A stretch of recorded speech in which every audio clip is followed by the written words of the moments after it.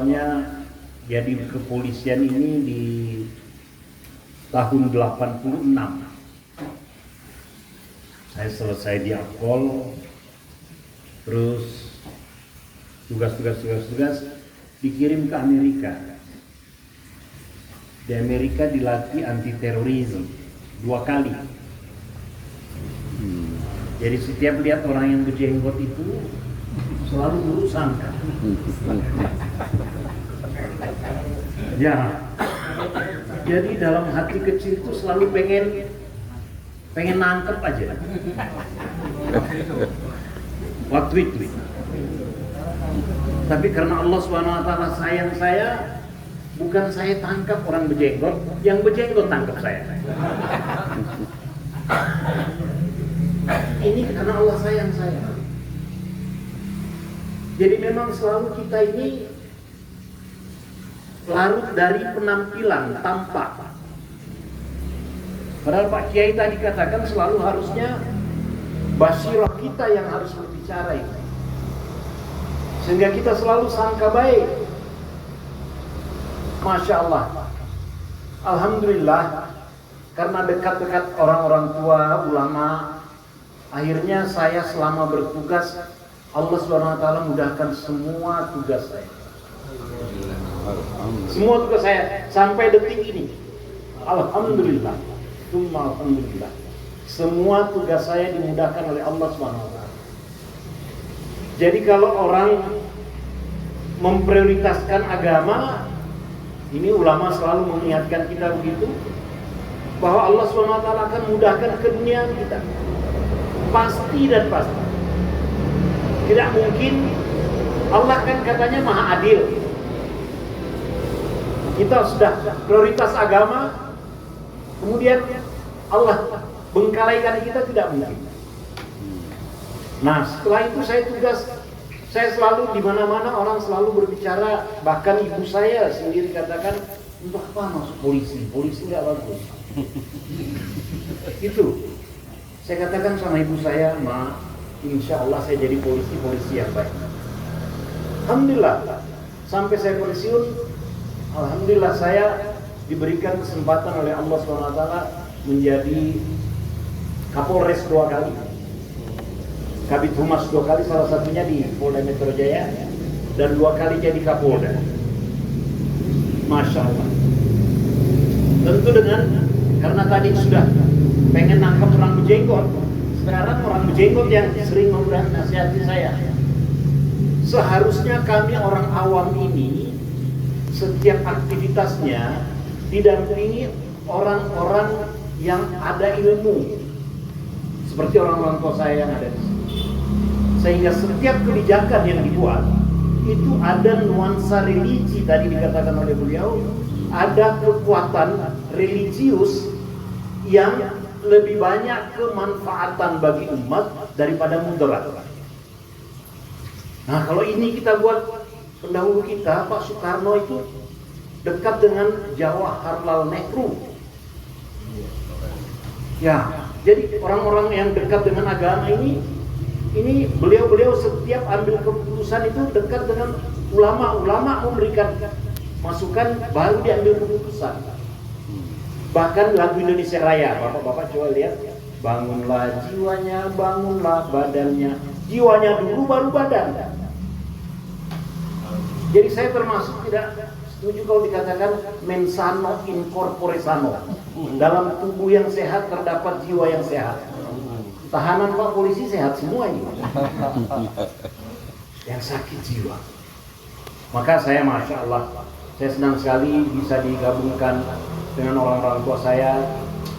Saya selalu tetap mau mendapatkan nasihat dari orang-orang tua, sehingga langkah yang saya ambil ini selalu ada nuansa religinya. Ini perlu sekali. Mungkin anak-anak saya, bahkan saya sama anak-anak saya sampaikan anak-anak saya, ini untuk mau menghadapi sisa kehidupan kita ini harus dekat-dekat sama ulama. Karena akan betul langkah kita kalau kita dekat ulama. Kami orang awam tidak ada hak untuk menilai ulama. Tidak ada hak untuk menilai ulama. ulama sudah dia jauh mujahadah sebelum mencapai makom seperti sekarang ini. Itu sudah lama sekali dia menderita, sudah lama sekali dia mujahadah. Karena dengan bersahajanya inilah baru Allah berikan makom yang setimpal. Maka kami tidak ada kewenangan untuk menilai ulama. Justru kami harus bertanya banyak pada ulama. Jadi Masya Allah, saya mau cerita hanya pengalaman saja. Setelah jadi Kapolres itu adalah satu jamaah tabligh di tempat saya, jenggotnya paling lebat. Saya foto di dalam hati, kalau nanti mau nangkep ini sudah ada fotonya. Di tahun 2003. Masya Allah, Bapak tahu, dulu belum ada handphone, masih handphone yang tidak ada kamera. Itu saya mungkin fotonya semuanya jadi, kecuali foto itu nggak jadi. Ini Allah sayang saya. Diberikan air minum yang pakai gelas begitu tapi plastik. Saking lamanya plastik ini udah dipakai, udah berbulu dia. Saya selalu buruk sangka, dia tahu nggak ini Kapolres yang melayani? Begitu Pak. Singkat cerita, saya didatangi oleh jemaah ini. Saya datang, saya selalu bertanya-tanya. Akhirnya Masya Allah, dari Dubai satu jemaah, hati saya dipautkan dengan jemaah itu. Saya bantu keliling kemana-mana. Akhirnya Masya Allah, saya waktu itu bertanya, memang ini yang radikal bukan ini, karena saya dilatihnya di Amerika. Ini bukan radikal ini. Amirnya pada saat itu jawab, kalau yang tidak bukan kewenangan kita ini diartikan setelah beliau-beliaunya tidak ada, nggak usah dijawab kata mereka. Yang bukan kaitannya kita nggak usah dijawab. Akhirnya Alhamdulillah saya diikut sertakan belajar karena saya ilmu agama tidak ada. Masya Allah, jangankan Pak ulama-ulama kita baca Arab gundul begini, saya Arab gondrong aja terbata-bata. Allah. Jadi akhirnya semua kerja saya Allah tuntun. Dan alhamdulillah, saya sejak masuk polisi sampai dengan pensiun dari polisi tidak pernah pakai sogok menyogok, enggak. Insya Allah. Saya selalu berani dan mempertanggungjawabkan dunia akhirat. Saya pertanggungjawabkan perkara sogok menyogok. Alhamdulillah, saya Kapolda, 40 bulan saya jadi Kapolda. Kalau ada bintara yang mau masuk jadi polisi, saya tidak pernah main-main uang di situ. Tetapi alhamdulillah, Bapak boleh lihat di media sosial, ada Kapolri pernah takut sama bawahan. Saya bawahan yang ditakuti oleh Kapolri. Ini karena saya belajar sama ulama. Ulama ingatkan kepada kami, barang siapa yang sempurna takutnya kepada Allah, maka seluruh makhluk akan takut kepadanya. Tapi barang siapa yang tidak sempurna takutnya kepada Allah, maka seluruh makhluk ini menjadi sumber ketakutan, termasuk takut sama istrinya. Jadi tersinggung. Allah. Jadi ini waktunya singkat saja, saya mau cerita pengalaman dakwah saya. Setelah saya ikut dakwah, Masya Allah, walaupun saya bertugas, saya tetap selalu mau berusaha dekat dengan ulama dimanapun saya tugas. Pertama. Yang kedua, ada amalan harian yang saya buat. Belajar sama orang-orang ulama-ulama kita. Kemudian saya setiap hari ada silaturahmi. Saya buat silaturahmi karena silaturahmi ini memang perintah Allah. Kita harus selalu silaturahmi. Dan semuanya Allah mudahkan kerja-kerja saya dimanapun saya tugas. Dan insya Allah keberanian ada karena tadi berpasrah kepada Allah SWT. Kemudian pengalaman sampai dengan saya pensiun. Nah, bagaimana membina kadir? dengan memprioritaskan agama, semua kegiatan dimudahkan Allah. Saya pernah jadi Direktur Intel di Makassar, di intelijen di Makassar, Masya Allah. Unjuk rasa paling ricuh itu di Makassar, saya Direktur Intelnya, Alhamdulillah. Terkadang saya pakai baju begini dalam keadaan tugas. Tapi resikonya banyak memang. Kemudian saya pernah jadi Kapolda di Ambon. Di Ambon saya mahasiswa minta unjuk rasa, mereka bilang kami minta Pak Kapolda jadi imam kami. Karena saya sering dapat nasihat dari ulama, jadi saya bisa jalankan. Padahal saya sudah sholat duhur itu. Tapi ulama kasih pengertian bahwa silakan jalankan itu, karena itu banyak kemanfaatan di sini. Kalau kita sudah jadi imam mereka tidak buat apa-apa lagi. Silakan lihat di media sosial. Jadi saya hanya ingin mengatakan bahwa hanya dengan patokan agama kita bisa berhasil. Para umarah, seandainya dia tahu bahwa ini cara yang paling benar, maka dia pasti banyak mendapatkan nasihat dari ulama di dalam berkarya. Setelah pensiun, Masya Allah, Allah SWT pensiunkan saya di 2021, saya langsung berangkat ke Pakistan. Februari dapat SK dari Presiden, saya pensiun. Maret saya sudah di Pakistan 4 bulan. Belajar di sana 4 bulan. 2021, 2022 saya berupaya coba-coba jalan kaki dari Polman ke Palu 4 bulan. Jadi ibu-ibu lihat, Bapak itu tidur di mana? Ya tidur di masjid. Pak, Bapak sekarang kalau ke kantor mebel, tempat tidur yang paling mahal itu sekarang namanya terapedik. Terapedik itu seperti hotel-hotel bintang 5, tempat tidurnya itu keras. Jadi kalau jemaah tabligh ini tidurnya itu pasti keras karena di lantai. Alhamdulillah itu ada orang tidak bisa tidur di tempat tidur, dia tidur di papan atau di lantai. Ini sebenarnya Rasul kasih contoh. Rasulullah SAW tidak pernah. Beliau itu hanya alas yang paling kecil. Nah itu 4 bulan saya jalan kaki. 2023 saya ke Pakistan lagi dengan istri. Dulu kami dilayani terus Pak. Kami dilayani terus, selalu dilayani. Memang enak kalau dilayani, di ajudan banyak. Waduh, mau kemana disiapin, tinggal tunjuk saja gitu.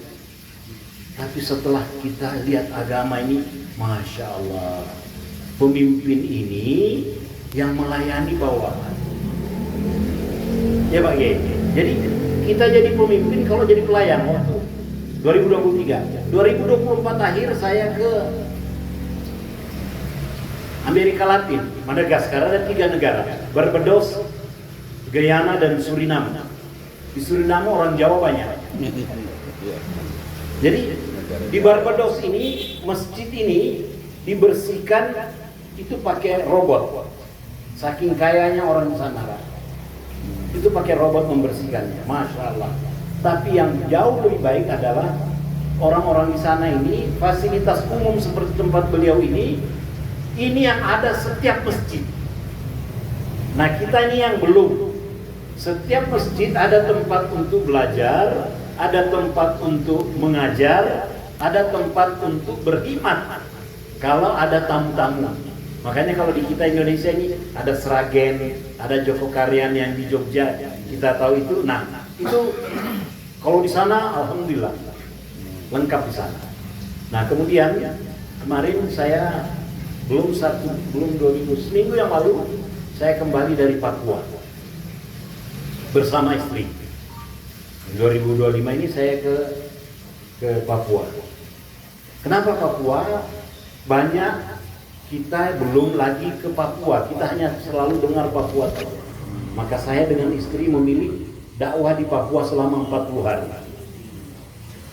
Tadinya sering dilayani. Kemudian di sana rumah yang sesederhana mungkin, alhamdulillah istri saya juga masuk. walaupun kipas angin tidak ada di dalam rumah itu. Hmm. Nah, jadi ini kan kalau ulama mujahadahnya udah lama dulu. Kalau kami terlambat mujahadahnya Pak Kiai. Udah mau mati baru mujahadah. Yang penting mudah-mudahan istiqomah.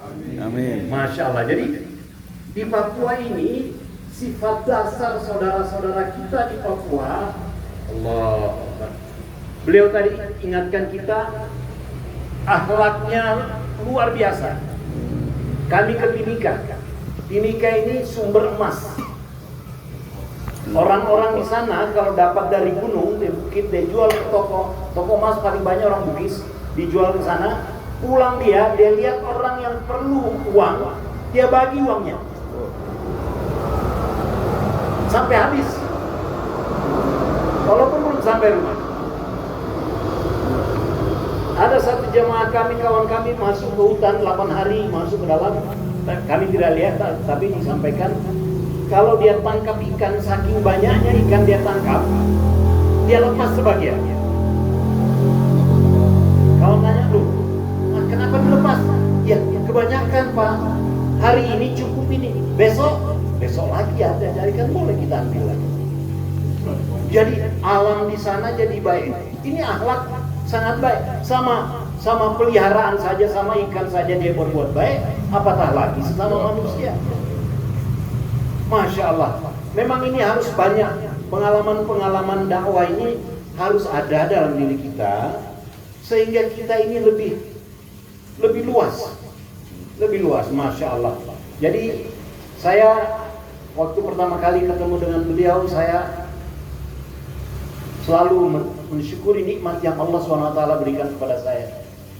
Dan ulama selalu ingatkan kita, kalau ada nikmat yang Allah berikan kepadamu, sebutkan, ulangi, sampaikan, ulangi, sehingga Allah tambah nikmat itu.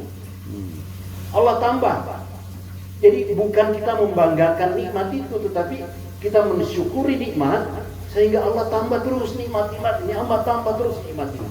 Alhamdulillah, mudah-mudahan dengan saya gabung dengan Pak Kiai, dengan orang-orang tua kami di sini, Masya Allah. Saya insya Allah ada Ustadz Nur, ada Pak Dadang, insya Allah telepon saya ada di situ. Nanti kalau bapak-bapak ada suatu pengawalan, saya mohon maaf, waktu saya di Suriname, bekas mantan pimpinan saya itu telepon saya, namanya Inspektur Jenderal Burhanuddin Andi. Dia katakan, "Dik, saya mau seperti kamu," katanya. Oh, saya bilang, ini lain uang. Kalau dulu kita dilayani, sekarang kita melayani. Nggak apa-apa, saya mau, katanya. Ya, memang di Islam ini Pak, melayani ini yang paling penting. Melayani, bertempatkan diri. Apabila kita melayani, maka kita akan, Allah yang angkat derajat kita. Masya Allah, yang saya alami sekarang, insya Allah, di mana saja orang-orang tua kami, para ulama juga selalu menuntunkan. 2 hari yang lalu, waktu saya pernah Kapolda di Maluku, ada Habib Hanif, ada datang. Saya bilang, Masya Allah, ada 2, ini karena belajar dari ulama, saya hanya mengulang-ulang. Ada 2 orang yang harus kita muliakan di muka bumi ini. Yang pertama adalah Ahlul Bait, turunan daripada baginda Rasulullah SAW. Dan yang kedua, alim ulama. 2 ini kita harus betul-betul muliakan. Maka apabila ini kita muliakan, karena ini yang menentukan baik tidaknya arah daripada keduniaan kita atau negara kita ini sangat tergantung daripada orang-orang kita alim ulama. Itu mungkin saja dulu yang bisa saya sampaikan Pak Yai. Mohon maaf, Masya Allah, saya sangat senang bisa bergabung dengan orang-orang tua kami, dan saya selalu tetap mohon nasihat. Mudah-mudahan saya bisa ada kemanfaatan berinteraksi dengan orang-orang tua kami sini. Demikian, yang benar datangnya dari Allah SWT. Oh, Masya Allah. Ya Pak Kiai, jadi nanti insya Allah di tanggal 7 November.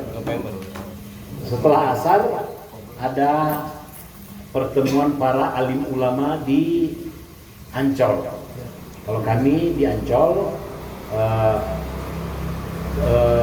kami ini biasanya kalau ke masjid itu hanya 3 hari saja.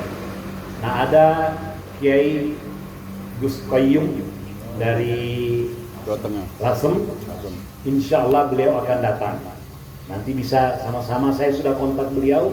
Beliau katanya ada beberapa kegiatan termasuk ke Pak Kiai Nur Ali nanti. Setelah kegiatan di sana, beliau lanjutkan ke Pak Kiai Nur Ali. Di sana asar, insya Allah asar sana sebelum aja. Pada asar, ya, karena Ustadz kan banyak kegiatan di masjidnya di Jumatan. Kemudian setelah itu mungkin sebelum maghrib sudah selesai. Nah, kalau ada orang-orang tua kami, maaf sekali, Ustadz Nur nanti bisa, ini salah satu. Jadi kerja Ustadz Nur, saya Pak Kiai, ini untuk berkhidmat kepada ulama untuk di Ancol. Jadi kalau orang-orang tua kami mau datang, ini salah satu tugas kami. Saya memang menyiapkan diri untuk berkhidmat. Kalau berkhidmat saja kan, kalau dekat-dekat sama ulama seperti dekat dengan penjual minyak wangi. Kalau nggak dapat minyak wanginya, harumnya dapat. Jadi saya ditugasi untuk itu di Ancol, dan mohon maaf sekali lagi kalau ada orang-orang tua kami, alim ulama, nanti kalau boleh hari ini nanti kami sudah dapat nama-nama yang insya Allah hadir di sana. Insya Allah Pak Kiai. Allah Akbar. Amin. Hari apa aja? Jumat asar. Insya Allah. Terima kasih Pak Yai. Itu saja, yang benar datangnya dari Allah Subhanahu wa taala, yang kurang karena keterbatasan yang saya miliki mohon maaf. Wabillahi taufiq wal hidayah. Assalamualaikum warahmatullahi wabarakatuh.